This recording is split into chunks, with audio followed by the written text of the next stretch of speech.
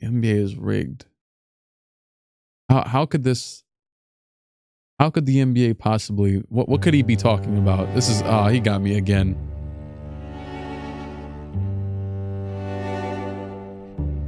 Ian 6. How do you feel about all the people talking about how the finals are boring on Twitter? I've seen a lot of it. Now here's the thing.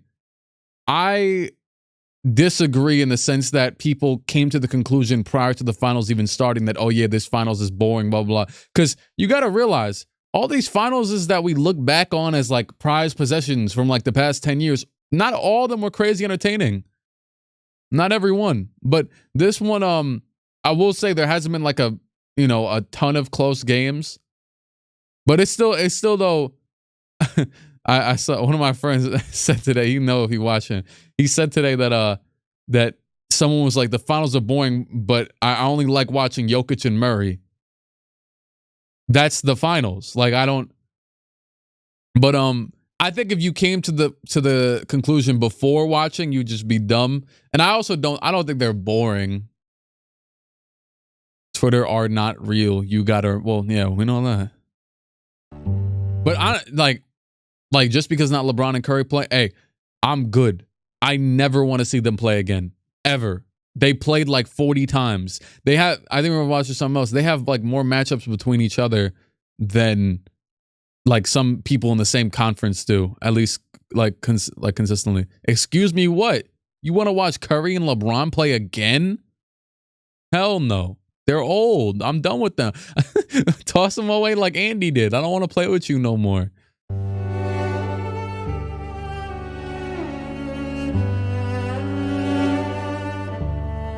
See, that's the first one I think of. 2018, it has some entertaining games, but it wasn't a great finals. 2017, that was the year that KD went. Not a great finals.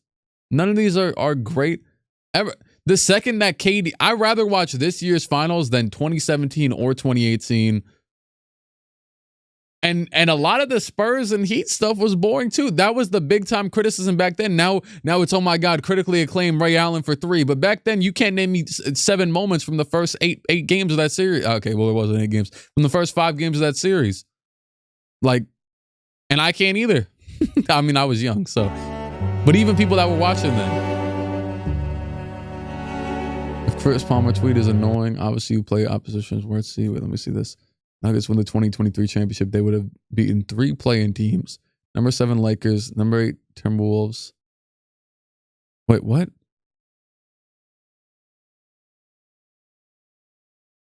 Did they play the? Oh yeah, they played the. What were the Lakers? The conference finals, right? Timberwolves. I mean, yeah, they were the 1 seed. So they played the 8th seed. Yeah, this is a stupid tweet. I hate idiots.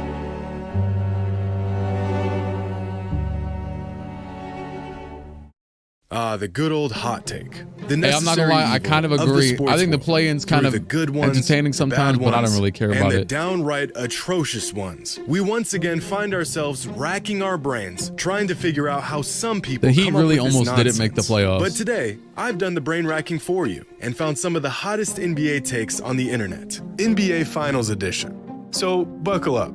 This may be a bumpy ride. Today's video is sponsored by.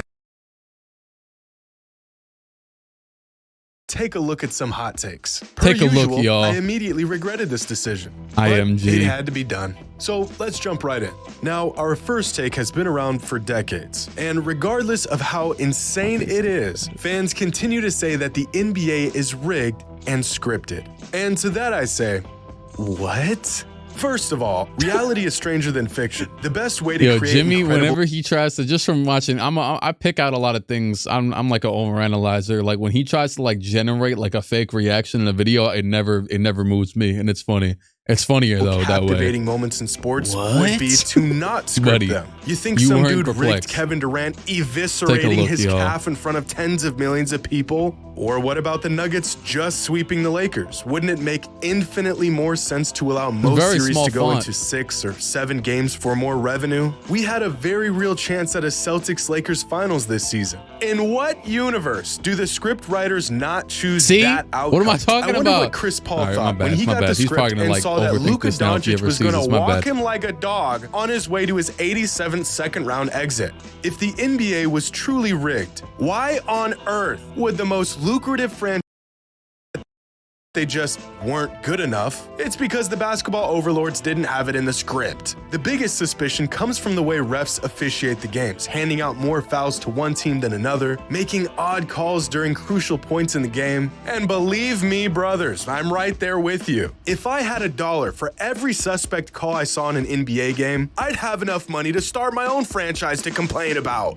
But that's just the nature of sports. Sometimes things go your way, sometimes they don't. As much as we would like for refs to be mindless robots who get every call correct, they're human just like us, and they make mistakes. This guy says the NBA is colluding to get the Lakers into the playoffs. Well, then I guess the NBA also colluded to get them swept in the conference finals. I know it's tough to watch your team lose, but of all the excuses we can make as fans, can we please stop resorting to this one?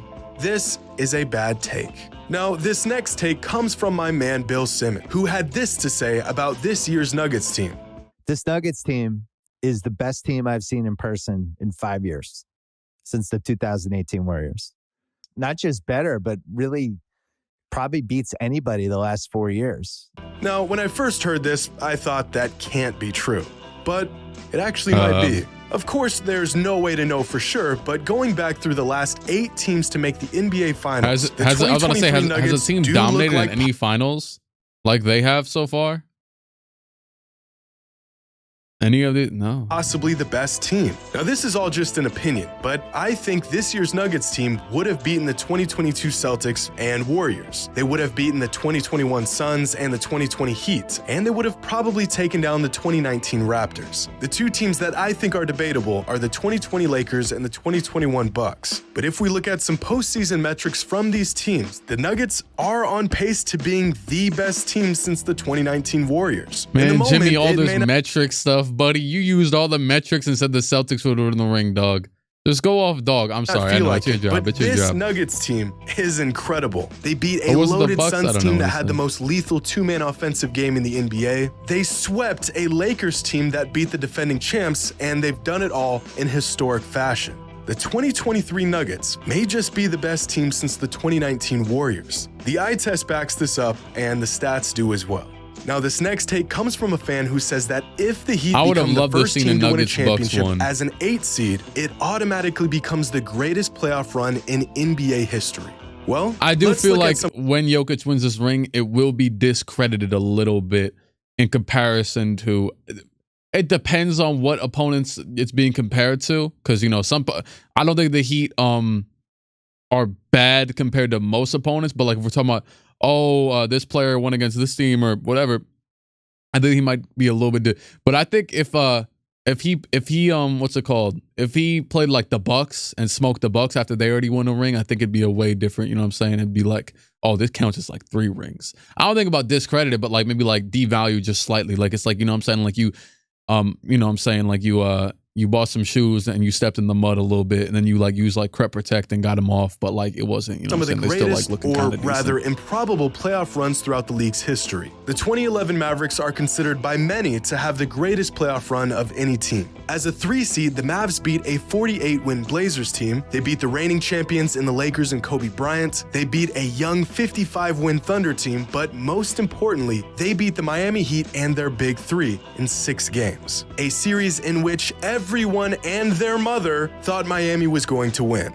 But one of the most overlooked runs was back in 1995 when the Houston Rockets won an NBA championship as a 6th seed, currently the lowest seed to ever win a title. If some of y'all aren't familiar with this playoff run, it's almost hard to believe what this team pulled off. Because on their way to a championship that postseason, Houston beat a 60-win Jazz team with Malone and Stockton, a 59-win Suns team with 2 All-Stars in Charles Barkley and Dan Marley, a 62-win Spurs team featuring the league MVP and David Robinson, and a 57-win Magic team with Shaq and Penny. A few years ago, I made a video on the most difficult championships ever won, and the Rockets title in 1995 was ranked number 1. In fact, if we add up the total amount of regular season wins from all the teams the Rockets beat that postseason, we get a whopping 238 wins. Compare that with the 2011 Mavericks and this year's Heat, as well as some other metrics, and it's clear that the Rockets had a much more difficult path to a championship.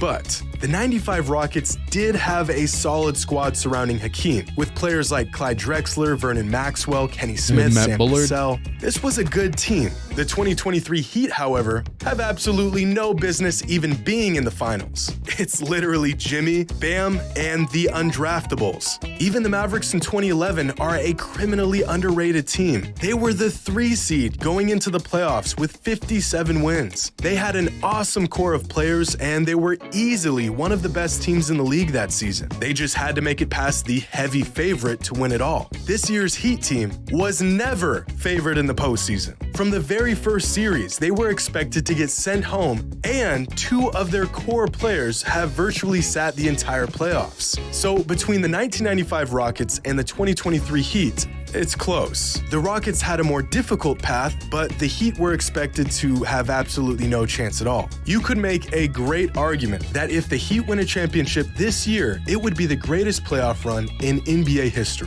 And so this is a good take.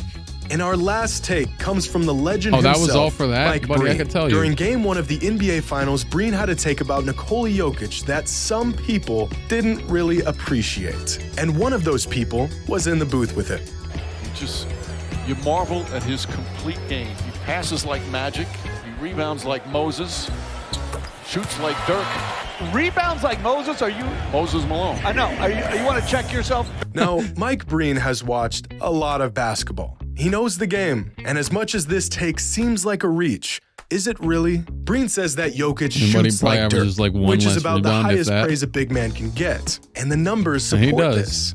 Well, kind of. On short jumpers, Jokic is historically efficient. Both Dirk and Jokic are equally as deadly with their long jumpers, and Dirk is a noticeably better three-point shooter. But there's context missing here, because Nikola Jokic only shoots 39% of his shots from outside 10 feet, whereas Dirk shot a whopping 77% of his shots from outside 10 feet. As efficient as the Joker is, Dirk is the gold standard for a shooting big. Breen also said Jokic passes the ball like magic.